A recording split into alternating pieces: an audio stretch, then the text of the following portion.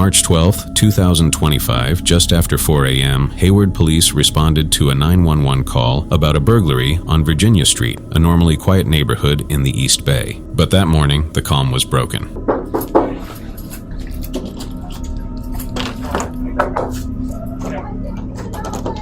You want me to kick it open? I can hear. I think he's in the house. Someone's screaming in there. Okay. I got you. Go. Yeah, she's yelling help. I got it. I got it. Fuck. Hayward police! Hayward police! Hey, come back! Get back! With you! Stay right here, sir. Stay right here.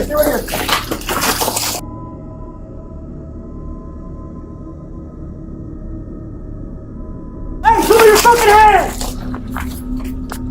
Hey, he's going through the backyard. He's chopping his fence. Gray beanie, blue jacket, about 6 foot tall, over the fence. The man at the center of it all was 41-year-old Nathan Huang, a U.S. Marine veteran who had served 2 combat tours in Iraq. He wasn't a burglar looking to steal, but a man trapped in his own panic, struggling with severe PTSD and a relapse into methamphetamine use that had blurred his grip on reality. In his delusional state, he believed that his children were in danger inside the home, and desperate to save them, he began smashing at the door with a screwdriver, yelling incoherently in the dark. It's the kind of crisis that happens too often among veterans, when untreated trauma and addiction mix, and fear takes over, turning confusion into chaos before help can arrive. When officers reached the house, they forced open the front door and saw the aftermath of his panic: shattered glass, splintered wood, and Nathan fleeing through a broken patio door. He ran across backyards, jumped fences, and climbed onto a neighboring rooftop nearly 15 feet high, ignoring the shouted commands to stop. Stop!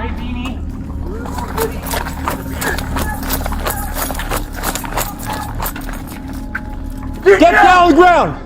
Then the moment came when everything tipped. Come on. Go. I don't know either.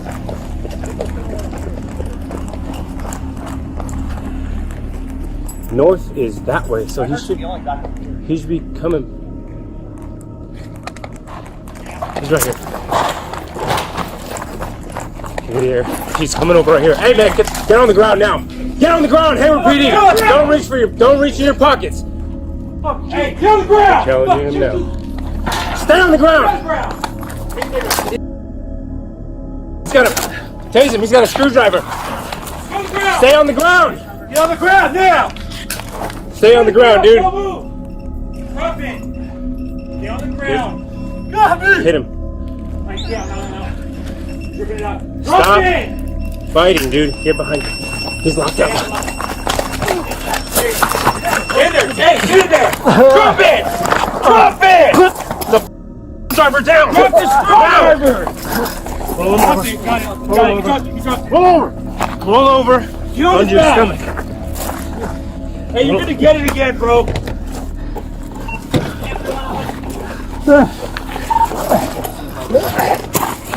Give me your hand now. Stop being dumb, dude. Give me your hand. Give us your hand. Give us your arms. You want one? I don't know. Mike, dude.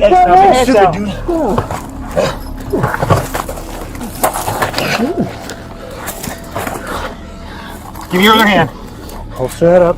Multiple tasers fired, but Nathan tore out the prongs, refusing to go down. Officers tried again, yelling for him to stop fighting, to let them help him. For nearly 2 minutes, they fought to restrain him, his body tense and shaking. They finally managed to handcuff him. EMTs arrived soon after and strapped him to a gurney. Still restless and yelling, he was given an injection of midazolam, a sedative commonly used to calm people in severe distress. But less than 10 minutes later, on the way to the hospital, he went into cardiac arrest. Paramedics performed CPR, and he was rushed to Eden Medical Center, then later transferred to another facility. Despite their efforts, he never regained consciousness. Nathan died on March 21st, the cause listed as brain damage brought on by by cardiac arrest, worsened by toxic levels of methamphetamine, his enlarged heart, and the physical strain of the struggle. The Alameda County District Attorney and Hayward Police Department are still reviewing the case. No charges have been filed against the officers, and reports state that they followed standard procedures for an armed, resisting suspect. Body camera footage confirmed that over 50 verbal commands were given, and no excessive or unnecessary violence was found. Still, Nathan's family has filed a federal civil rights lawsuit claiming excessive force and wrongful death. They believe more could have been done to de-escalate before the situation reached that point, especially since there were no mental health professionals on scene,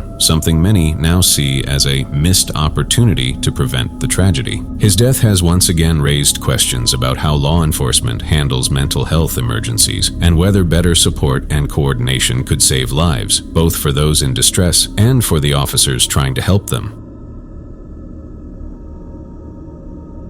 On July 15, 2021, a lorry driver traveling down the A1M motorway turned what should have been an ordinary journey into one of the most devastating road tragedies in recent memory. Behind the wheel of a 3.5-ton Scania lorry loaded with fertilizer was 41-year-old Ion Nicu Onat, a Romanian man living in Scotland. It was a standard haulage trip, but instead of keeping his focus on the road, Onat had become distracted by his mobile phone. For more than 40 minutes, he had been using adult dating apps, sites that required constant scrolling, typing, and swiping, all while his vehicle moved at motorway speed. As he continued down the A1M, he ignored every warning sign that appeared ahead. There were notices showing a 50-mile-per-hour limit and cues of stationary traffic caused by a minor collision near Junction 61 at Boburn, but he failed to slow down. Lost in his screen, he didn't touch the brakes, didn't look up, and didn't realize what was coming.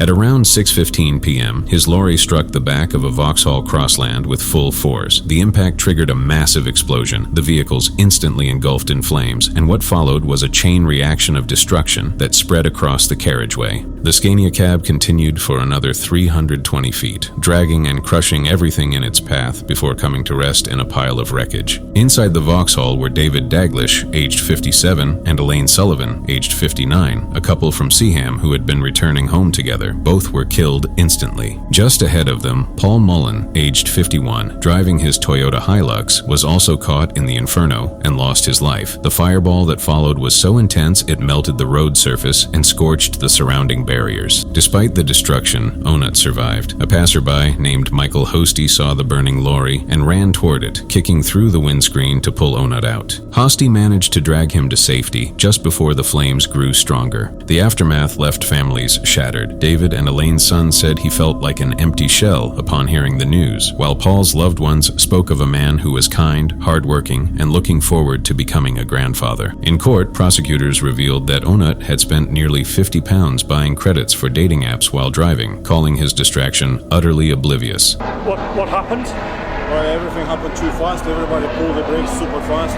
Okay. Well, not super fast. I didn't have time to react, for such a big machine. Yeah. And Have you got your mobile phone with you at the moment? Could I take that from you, please? Of course, I knew my phone was in my pocket, and I knew it's gonna come up. If people get involved in accidents and people die, you can't hide that. So, bad choice, really bad choice. When I seen the videos, I don't know, I can't explain it. It's just something so disturbing. I have to pay for my mistakes. Away from the real world and friends and family.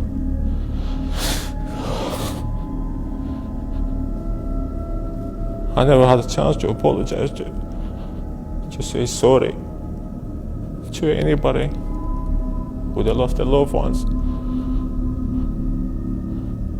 People who are injured and they have to suffer with backflashes and injuries for the rest of their lives. it's hard.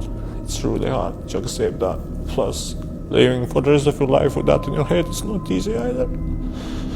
The judge sentenced him to 8 years and 10 months in prison, with a driving ban lasting more than 14 years. Since then, the case has been revisited in documentaries and public discussions about road safety. In 2024, Marie Johnson, the daughter of 2 of the victims, met Onut face-to-face and said she believed her parents would have forgiven him, even though their loss would never be forgotten. The crash led many to question why phones still remain so easy to use behind the wheel, especially for professional drivers handling large vehicles. The forensics confirmed that Onut hadn't used a hands-free setup or voice commands. He had simply been looking at his phone, ignoring the road completely. A single glance away, a few taps on a screen, and everything can change. Onut walked away alive, but 3 innocent people lost their lives in an accident that should never have happened.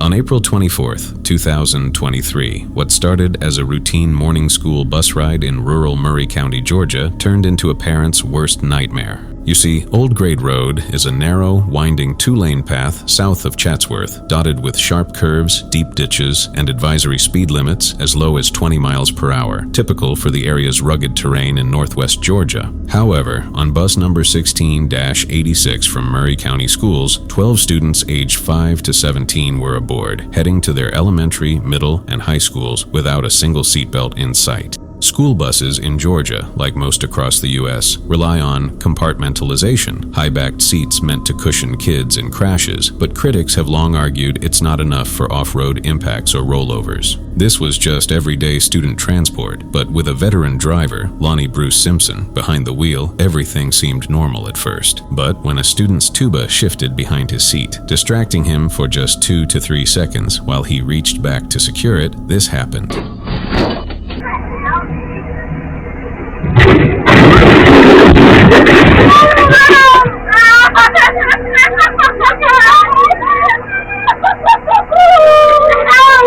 Luckily, no one was killed, but all 12 students were injured, from bruises and whiplash to concussions, sprains, fractures, and one young girl with a broken hip that required surgery and months of rehab. They were rushed for medical checks, though initial reports downplayed the severity, and the driver walked away unharmed. As of today, the families have received settlements totaling at least $940,000 for medical costs, pain, and suffering, closing the case without trials or criminal charges against the driver. Many people question the safety of school buses without seatbelts, especially on risky rural roads, and why Georgia hasn't mandated them like a handful of other states. It was lucky that the compartmentalized seats absorbed some impact. Otherwise, the injuries could have been fatal. It's a classic example of what can happen when you take your eyes off the road for a split second. Hit the ceiling of the bus, then came back down and landed hard on the seat in front of her, and then ended up in the aisle. To watch that video and see those kids go flying in there, there was babies on that bus. While it's still unclear why no major policy changes followed, the investigation pinned it on driver distraction as the main cause, with speeding and the road's hazards playing roles. No mechanical failures, just human error in a system without modern restraints. Honestly, kids shouldn't be riding without seatbelts in the first place. Even on safe buses, it's an outdated gamble that puts lives at risk, and incidents like this should force real changes before more families suffer.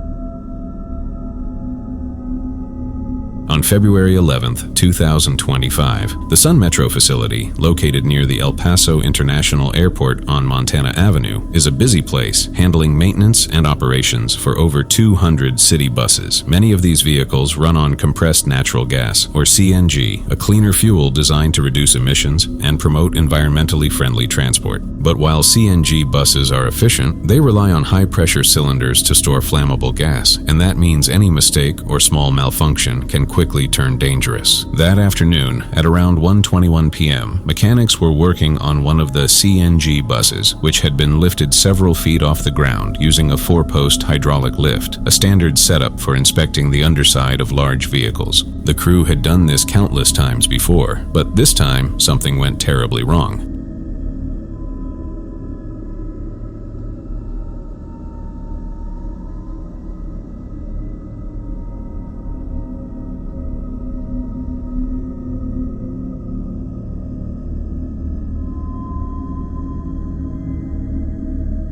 The impact ruptured one of the CNG cylinders and damaged a nearby control panel. In an instant, compressed gas began to escape under enormous pressure, and a spark, whether from metal friction or static discharge, ignited it. Two mechanics, 29-year-old Ruben Ibarra and German Garcia, tried to run for safety but were caught in the fireball as the bus collapsed toward them. Others dove behind equipment, one woman seen on camera shielding her face as she ran through the smoke and falling debris. More than 100 firefighters and nearly 50 response units rushed to the scene. It took them over 3 hours to bring the fire under control, finally extinguished by 4:40 p.m. But by then, the destruction was complete. Both Ibarra and Garcia suffered severe burns. Ibarra passed away 2 days later, and Garcia almost a month after the explosion. The 11 others injured were treated for burns, fractures, and smoke inhalation, though all eventually recovered. For several days, Sun Metro suspended some services while investigators examined the wreckage. The El Paso Fire Marshal's office later ruled the event an accident caused by the bus falling from the lift and puncturing a CNG tank. Cleanup of the site took months, finishing in August 2025 after several phases of debris removal and inspections. In the aftermath, questions arose about safety standards for CNG maintenance facilities, particularly about lift stability, gas cylinder protection, and whether enough precautions were in place to prevent such a disaster. Investigators suggested the lift might not have been properly secured or could have suffered a mechanical failure. It's true that CNG buses help reduce pollution and move cities toward greener transport, but when a single overlooked detail, a loose clamp, a faulty cable, or a missed inspection can trigger a deadly explosion, the cost of cutting corners is far too high.